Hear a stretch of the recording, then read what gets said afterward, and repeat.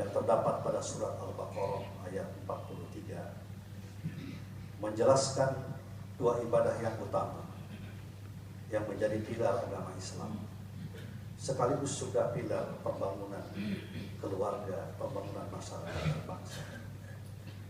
Ketika dua pilar ini ditegakkan dengan baik, maka akan menghasilkan kesejahteraan yang hakiki dunia dan akhirat, yaitu sholat dan zakat.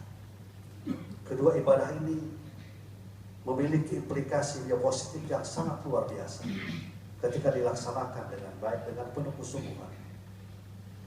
Sejarah telah menunjukkan pada masa pemerintah Abdul Aziz yang hanya memerintah dalam waktu 22 bulan, ketika itu dua pilar utama ini dilakukan dengan baik. Masyarakat digerakkan sholat berjamaah, jamaah dijadikan sebagai sebuah need, sebagai sebuah kebutuhan. Kemudian juga zakat dikelola dengan baik, infak dikelola dengan baik, di bawah koordinasi pemerintah yang adil, yang pro rakyat, yang pro pada masyarakat. Ternyata persoalan kemiskinan bisa diselesaikan dalam waktu 20 bulan.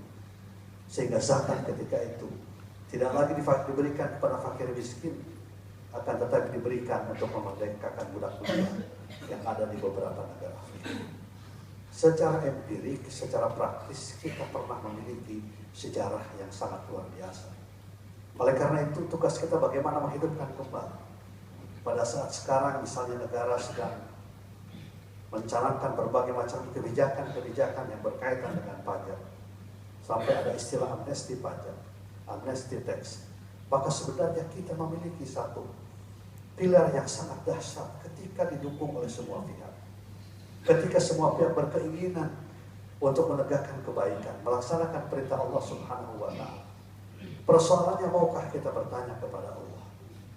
Persoalannya, maukah kita bertanya kepada Al-Quran dan hadis yang secara empirik telah bukti terlebih dalam sejarah. Apalagi kalau kita lihat dua jenis ibadah yang utama yang dijadikan sebagai rukun Islam. Luar biasa, sangat dahsyat implikasi pada pembangunan bangsa dan negara.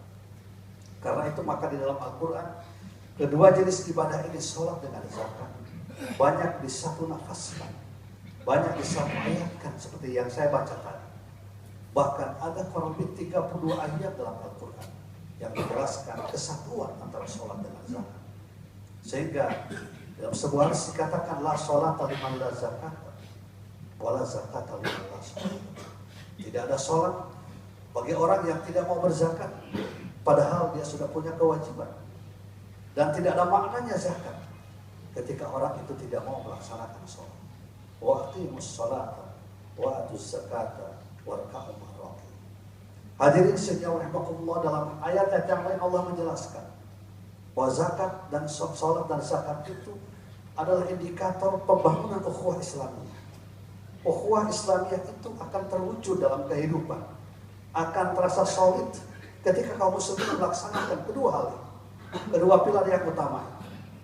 Kita tidak akan pernah bisa membangun kekuatan ukhuwah Islamiyah. Soliditas antara sama kaum muslimin tidak akan pernah terbangun dalam menghadapi berbagai macam persoalan-persoalan kehidupan ketika kaum muslimin mengabaikan sholat berjamaah, ketika kaum muslimin mengabaikan perintah berzakat, berinfak, bersedekah.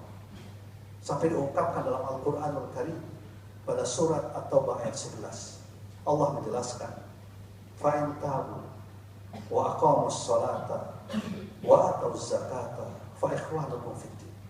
Kalau seandainya mereka bertobat kepada Allah, mereka menegakkan salat dengan sebaik-baiknya, kemudian mereka menunaikan zakat dengan baik, dengan keikhlasan, dengan kesadaran, fa ikhwanukum fiddin, maka itulah saudara-saudara kamu seagama.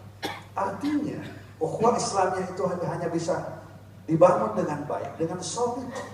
Umat Islam bisa berkoordinasi, bersinergi dalam menghadapi persoalan kehidupan ketika kaum muslimin menjadikan sholat dan zakat sebagai lifestyle, sebagai al-hajat asasiyah, sebagai basic need, kebutuhan dasarnya, dimanapun, apapun posisi dan jabatannya, apapun profesi dan keahliannya, dia selalu menegakkan kedua yang utama.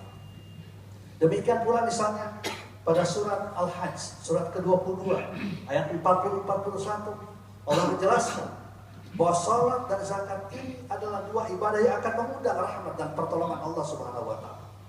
Allah hanya akan memberikan pertolongan kepada orang-orang yang mau ruku sujud bersama-sama dan mereka mau mengeluarkan zakat, infak dan salat, dikelola dengan baik. Wala yansurunallahu may yansur innallaha laqawiyyun aziz. Wala yansurunallahu, pasti Allah akan berikan pertolongan. May yansur, pada setiap orang yang menolongnya. Innallaha laqawiyyun aziz, karena Allah zat yang maha kuat, maha perkasa. Siapa mereka yang akan mendapatkan pertolongan dari Allah? Sampai Allah pergunakan lam taukid dan nun taukid, sungguh pasti terjadi, pasti pertolongan Allah akan turun. Alladzina in makkannahum fil ardi aqamus shalah, yaitu orang-orang yang dimanapun dia berada, pada posisi apapun dan jabatan apapun yang digelutinya, dia selalu menegakkan aqamus shalah, menegakkan sholat dengan sebaik-baik. Wa atau zakat, menunaikan zakat dengan sebaik-baiknya. Wa amaru bil ma'ruf wa nahaw 'anil munkar, dan melaksanakan tugas amar ma'ruf nahi munkar. Karena itu tugas kita adalah bagaimana mengundang rahmat pertolongan dari Allah. Allah pasti akan berikan rahmat. Allah pasti akan berikan solusi bagi umat Islam, bagi kita semuanya. Ketika memang pantas kita diberikan rahmat dan pertolongan. Ketika memang kita pantas diberikan solusi makhraj oleh Allah Subhanahu wa taala. Persoalan begitu kompleks, begitu dahsyat, sehingga seolah-olah tidak ada jalan keluar. Padahal Allah sudah jelas sekali menggambarkan dalam Al-Quran. Kalau kalian ingin mendapatkan pertolongan dari Allah, ingin mendapatkan pertolongan dari kami, ingin diberikan makhraj, way out bagi setiap persoalan yang dihadapi, persoalan ekonomi, pendidikan, budaya, dan lain sebagainya, maka lakukan 3 hal ini, dan terutama yang berkaitan dengan 2 ibadah yang utama. Yang terakhir, Allah menjelaskan bahwa sholat dan zakat ini merupakan ibadah indikator kebahagiaan, indikator kesuksesan dunia dan akhirat. Kebahagiaan yang hakiki, bukan kebahagiaan yang sifatnya semu. Ternyata ukuran kebahagiaan bukan ukuran-ukuran kapitalis materialis yang selalu mengukur dengan pendapatan per kapita, dengan berapa gaji kita, berapa income kita yang bersifat material. Tidak sekedar itu, ternyata ada indikator-indikator kebahagiaan yang lain. Saya yakin ini lebih cocok bagi kita masyarakat Muslim di Indonesia. Harus dirubah kebijakan yang berkaitan dengan kesejahteraan. Teori kesejahteraan Barat yang hanya menekankan pada aspek material harus segera kita tinggalkan. Kita kembali kepada Al-Quran yang yakin kebenarannya, yang absolut kebenarannya, yang mutlak, yang tidak kita ragukan lagi. Kalau kita selalu mengukur indikator kesejahteraan, kebahagiaan dengan hal yang bersifat material, maka pasti kita tidak akan mendapatkan kebahagiaan. Surat Al-Mu'minun ayat 1-4 Allah menjelaskan, qad aflahal mu'minun, sungguh telah bahagia, sukses, menang orang-orang yang beriman. Qad aflah, sungguh pasti akan bahagia, akan sukses, akan sejahtera orang-orang yang beriman. Siapa mereka mukmin yang akan sejahtera itu? Alladzina fi sholatin khashi'un, yaitu orang-orang yang selalu khusyuk di dalam sholatnya, selalu merasa dekat dengan sholat, selalu merasa butuh dengan sholat, konsentrasi, dia lakukan dengan sebaik-baik, diperhatikan waktu, diperhatikan tata cara, dibersihkan hatinya, jasmani dan lain sebagainya. Alladzina fi sholatin khashi'un, melahirkan kesadaran transendental, kesadaran keimanan yang kuat untuk melakukan kebaikan pasca sholat. Kalau sholat tidak dimasukkan ke dalam indikator kebahagiaan, kita tidak akan pernah bahagia. Apapun yang kita lakukan. Karena itu kita harus merubah paradigma berpikir kita tentang kesejahteraan. Pertama adalah alladzina hum fi sholatin khashi'un. Yang kedua adalah walladzina hum 'anil lagwi mu'ridun. Orang-orang yang menjauhkan diri dari perbuatan-perbuatan, tindakan-tindakan, statement-statement yang tidak ada manfaatnya, yang tidak ada gunanya, yang tidak ada memberikan kebaikan pada diri kita maupun lingkungan kita. Kita tinggalkan itu. Jadilah kita orang yang produktif, orang yang aktif. Dan yang kemudian yang ketiga adalah walladzina hum bizakati fa'ilun. Orang-orang yang mampu menunaikan zakat secara abadi, terus-menerus. Di sini dipergunakan dengan kalimat isim, bukan dengan kalimat fi'il. Kalau kalimat fi'il ada waktunya, tapi kalimat isim tidak ada waktu, kapan dan dimanapun.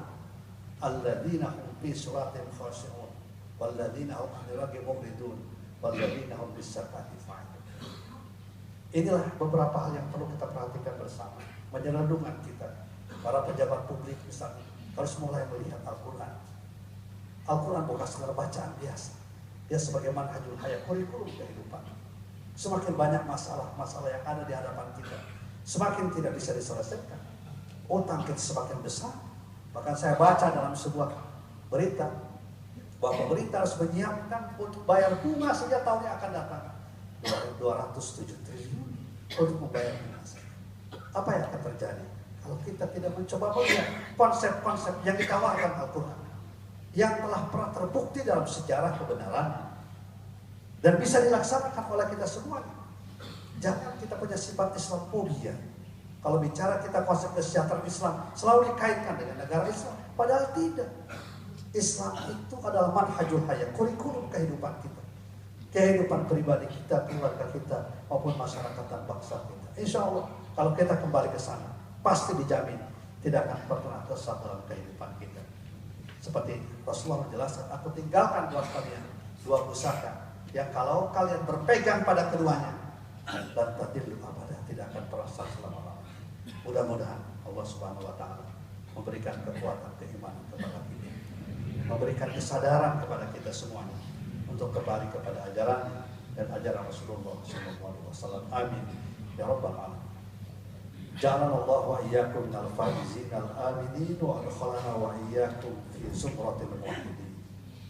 A'udzu billahi minasyaitonir rajim. Bismillahirrahmanirrahim. Wa aqimus salata wa atuz zakata warka'u ma'ar raki'in wa qur rabbighfir warham wa anta arhamur